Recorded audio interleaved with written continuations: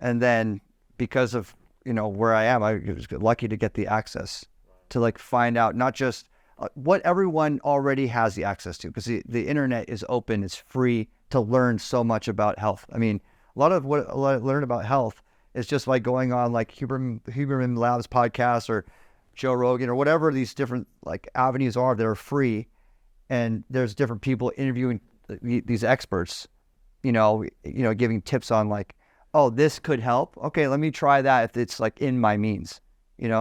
I was sitting with Brian Johnson, who's like, really studying his body on a daily, weekly, monthly basis on what works, what doesn't work. And it's interesting because he's like in his own space, like always. I'm not, I'm moving. So we had a really interesting conversation of, what are the applications I could take from what you're doing that for someone that's moving as much as possible. Right. He's in the same environment every day. You're in a different controlled environment every day. So he's going to always have perfect air temperature, perfect water, perfect food, all these different things. So his biological age might be 20 or 21 or something.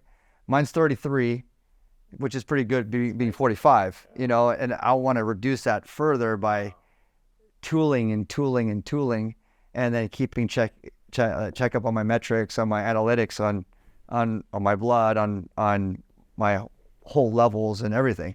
So that's where I really spend, and I gamify it and I have fun with it. Yeah. And then I spend a lot of time on getting the diagnostic checks. I always tell my mom this, she's 80 now, like you have to have a really true sense of your diagnostics, because that's the only way you know what was working, what isn't working, how to stop yourself